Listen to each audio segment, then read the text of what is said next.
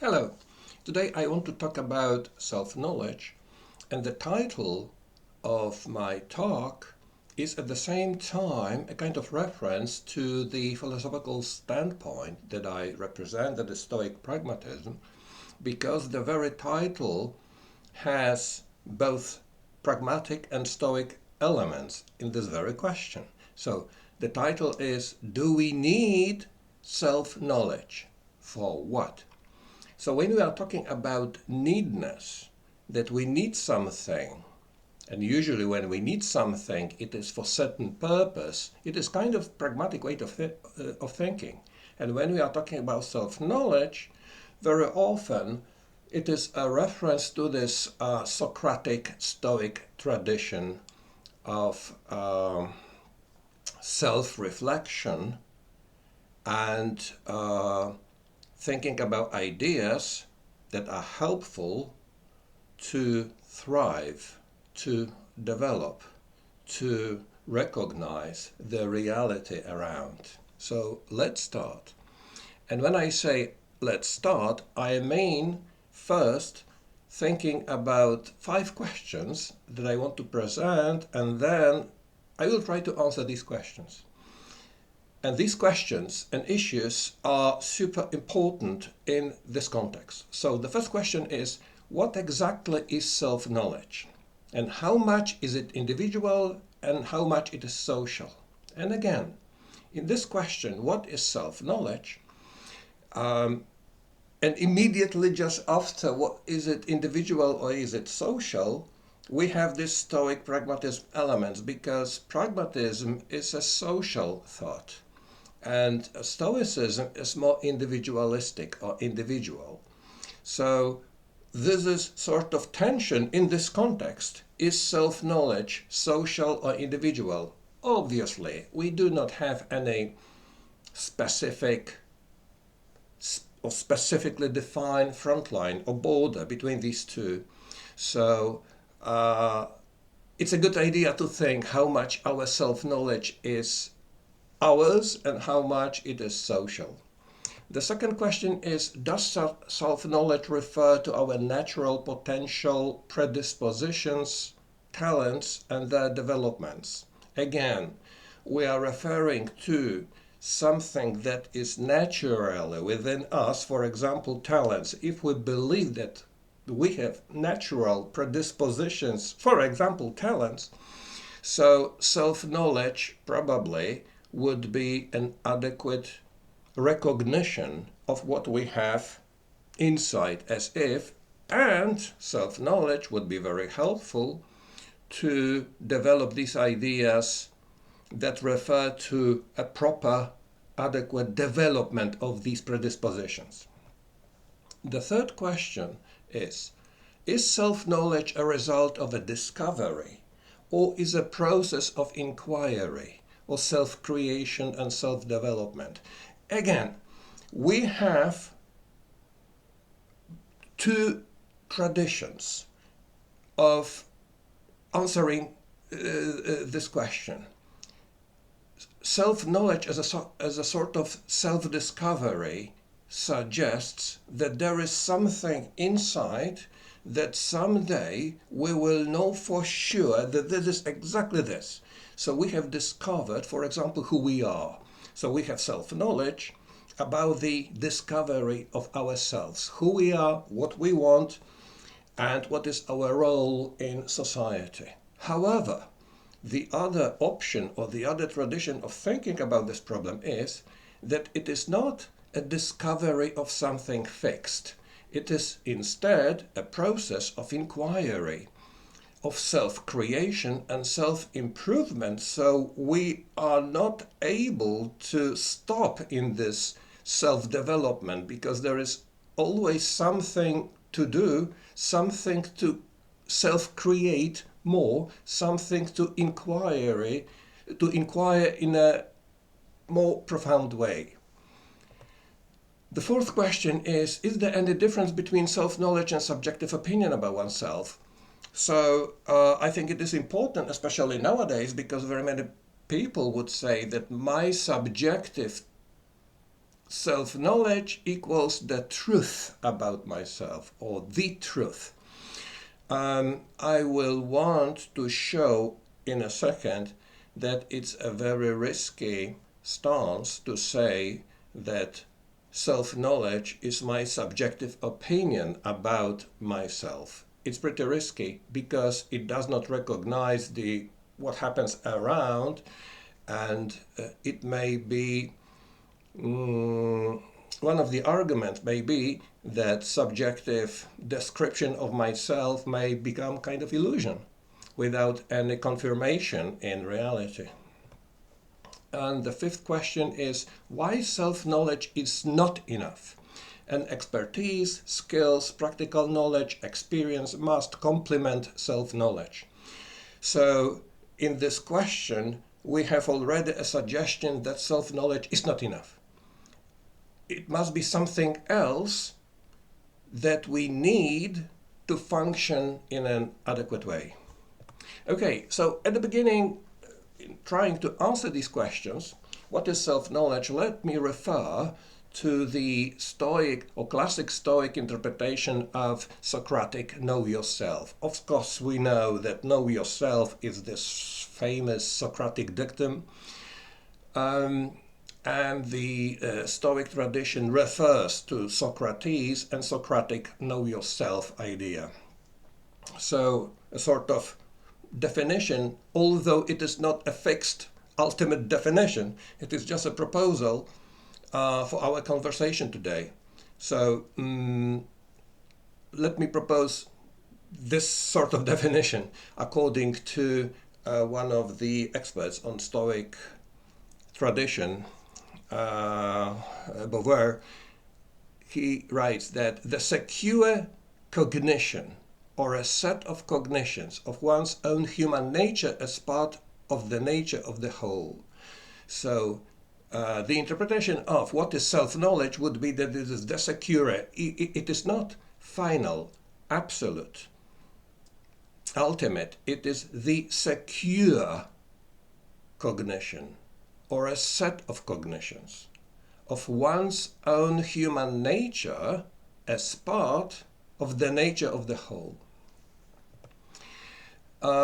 Coming to Stoic Pragmatism itself, I would like to quote the founder of this philosophical position, John Lachs, who explains the role of self-knowledge in a pragmatic framework. And he says, better thinking makes for better life. So we have a sort of answer to the question, what for? Why should we have self-knowledge? What's the function of self-knowledge? So if self-knowledge is sort of thinking, a way of thinking, so he says, better thinking makes for better life. And this is the answer to the question, a very, very general answer to this question. Because self-knowledge, we need self-knowledge because it can elevate, or by means of having self-knowledge and better thinking, we may have our quality of life elevated, higher quality of living. In other place, John Lachs writes, act in accordance with nature, where by nature is meant the nature of the agent. Hence the first and ultimate commandment of morality becomes Socratic dictum, know yourself. Such a stance corresponds to modern Stoicism. You may say modern Stoicism or New Stoicism.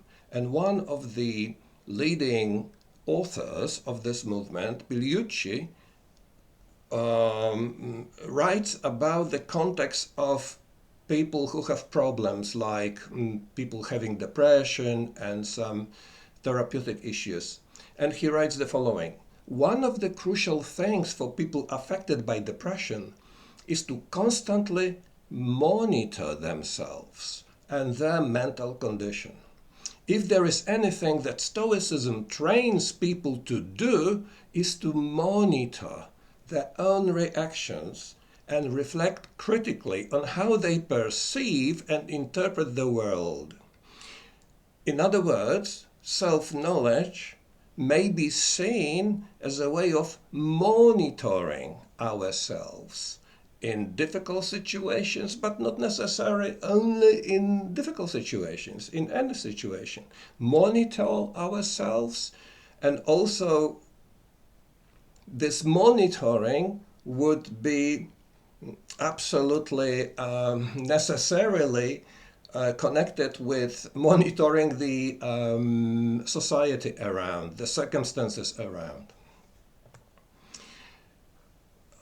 If we go to the understanding what is self, what is self-knowledge, an important voice can be had from William James, who was one of the founders of pragmatism. We have two founders of pragmatism, Charles Sanders Peirce and William James. And William James very famously extended the understanding of self into social contexts. And he writes in his Psychology, very famous book, he writes the following: a man's self is the sum total of all that he can call his. Not only his body and his psychic powers, but his clothes and his house, his wife and children, his ancestors and friends, his reputation and works, his lands and horses and yacht and bank account. So he's saying that our self-knowledge must be extended a little bit to the social context, because self-knowledge about isolated self does not work here, because we are not isolated beings. Human being is not an isolated organism. It's a social organism. Excuse me. And much impact upon our well-being have such external things that are around, like bank account and our family and the happiness of our family. So our self-knowledge must be extended. It is not only self-centered knowledge. It must go a little bit wider to society. And he continues, all of these things give him the same emotions. If they wax and prosper, he feels triumphant. If they dwindle and die away, he feels cast down. Not necessarily in the same degree for each thing, but in much the same way for all. So that's why self-knowledge is a little bit wider, because external things around in the same way as other people around, we need to react, communicate, interact with them. And that's why we have to have knowledge and self-knowledge, how our bodies, our emotions, our minds would correspond in an adequate way to these interconnections with other people and things around. And things around are changing. So we have new challenges, and it would be good to know about us how to react in an adequate way to those changes that are around. And it is part of self-knowledge. Let me now say a few words about neo-pragmatist approach, not because I represent neo-pragmatist view, but I think that neo-pragmatism has a very interesting thing to say. Well, many things, but here one thing, that is the role of language, of vocabulary. Here, in our context, the role of vocabulary, of words, language, in the context of self-knowledge. And I quote Richard Rorty, who says, in Friedrich Nietzsche's view, in achieving this sort of self-knowledge, we are not coming to know a truth which was out there or in here all the time. Rather, he saw self-knowledge as self-creation, the process of coming to know oneself, confronting one's contingency, tracking one's causes home, is identical with the process of inventing a new language, that is, of thinking up some new metaphors. In other words, self-knowledge is something that is sort of process. It is not a discovery of something that is fixed, but rather a process, and the process here is understood as using vocabulary and words perhaps in new context. And this is important because anything what we say about ourselves, it is by means of language. So depending upon what language we use, of course I'm not talking about ethnic language, English, Spanish, French, I'm talking about the language that uses this type of metaphors rather than that type of metaphors, that using these words to describe our activity, not those words that perhaps describe our passivity and so on. So the arrangement of words, of vocabulary, description and his term, redescription, constant redescription of our potentials, of our achievements, of our ambitions, of our aspirations, of our skills. This is a solid part of self-knowledge here. He continues, if thereby became possible to see a new vocabulary, not as something which was supposed to replace all other vocabularies, something which claimed to represent reality, but simply as one more vocabulary, one more human project, one person chosen metaphoric. So self-knowledge as process that is necessarily, we may say, connected or interconnected with our choice of terminology, vocabulary and words in the way to describe certain things as part of our self-knowledge about ourselves and our connection with the external world. In my book, Meaningful Life Amidst a Pluralism of Cultures and Values, I say the following things. First, I refer to the Socratic self-knowledge as something very important, and I quote myself. The Socratic dictum, know thyself, or know yourself in modern language, is one of the most powerful imperatives of the humanistic tradition of the West, and one of the most powerful aspects of agency in general. The assumptions implicit here are that the agent is an individual that has or wants to have a modicum of self-knowledge and a basic recognition of the factual, not imaginary, mechanisms of the surrounding social and cultural life, and does not care about such things, and does care about such things as meaningful life. I continue in this Stoic Pragmatism position that Stoic Pragmatism wants to include the self-knowledge, life experience, and wisdom transmitted from our culture's historical heritages and blend them with the sciences and exacting expertise. And this can be done with the conviction that all of these ways of knowing the world count in fashioning a context of the good life.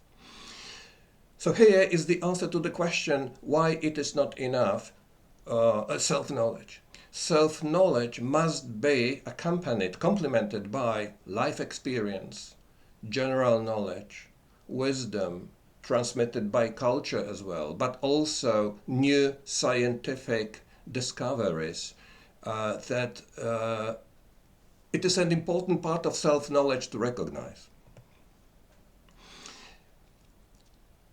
At this point, I would like to follow John Lachs by saying the following. Stoic pragmatism does not share with science-oriented philosophy something that could be called over-intellectualization, or the assumption on the part of intellectuals that life can be best described and exclusively understood by rationally justified criteria. It is not just science and scientific discoveries that would be enough to be part of our self-knowledge, although it is important, it is very important, especially in our age that is full of technology, to include at least some portion of technological knowledge into our self-knowledge. And why? It's all the time I quoting myself from my book. Thanks to free access to technological tools, the internet, in the first instance, we can know more about so many important things that concern education, health, job opportunities, not to mention the ways of strengthening our natural talents. Obviously, the ignorant and perverse use of these tools can end up in addiction and a detrimental impact on us and our families. Since, however, these are tools, they need, as all tools, sound practical training for us to understand them, and adequate expertise, in other words, and how to operate them to achieve goals we have in mind. It is an important element of appropriate actions to know how to operate such tools and act accordingly. Let me repeat. It would be ignorance, self-ignorance, not to recognize at least basic opportunities that we can have thanks to technology. This recognition of these opportunities that can be had by technology is a necessary complement to self-knowledge, or we may even think it's a part of self-knowledge, because by means of self-knowledge, or my recognition, or my skills, or my abilities to use technological tools, I know how to react, I know how to use technology, and I know how many more things it would be nice for me or profitable for me to learn, to use my predispositions, to express my standpoint, my views. So it would be very difficult to, actually it would be very artificial to separate self-knowledge from the knowledge about technology in the context of our time. Technology is one thing, but let me show an interesting and very different point. Here I'm thinking about a related stance about self-knowledge by Lydia Amir's book and her philosophical stance, Lydia Amir's idea of the role of humor in self-knowledge. Something very different but very interesting. And I quote her, "Self-referential humor facilitates self-knowledge by creating the distance necessary to observe oneself with the calmness that characterizes aesthetic contemplation. By suspending blind emotions, silencing shame and disgust, and incapacitating rash actions, a safe inward environment is created where hidden aspects of the self are encouraged to emerge under the impartiality of the humorous gaze. So my conclusion is that humor, as part of self-knowledge, can be revelational because it may allow us to look at ourselves from a distance. And one more related stance, CBT, which is cognitive behavioral therapy. As we know, CBT was based to some degree on Stoicism and Stoic ideas, and it also refers to self-knowledge. Cognitive restructuring is a method of identifying ineffective patterns of thinking. If we translate it into our language that about self-knowledge, and we translate it into patterns of thinking, that self-knowledge includes some patterns of thinking, we may quite pragmatically think about effective patterns of thinking and ineffective patterns of thinking. And in the context of self-knowledge, it would be, as I understand it, a part of self-knowledge would be how to deal with those elements of our ineffective patterns of thinking so that to make them more effective. I continue. Cognitive restructuring is a method of identifying ineffective patterns of thinking, untrue assumptions, or negative beliefs, and learning new, more helpful ways of thinking about difficult situations. Cognitive restructuring for lack of confidence targets the inner critic, assumptions about lack of ability or about others' judgment. Core beliefs are identified and new, more effective beliefs are adopted. CBT helps people consider more helpful, realistic ways of thinking about things by recognizing unhelpful thinking that distorts reality. Thank you.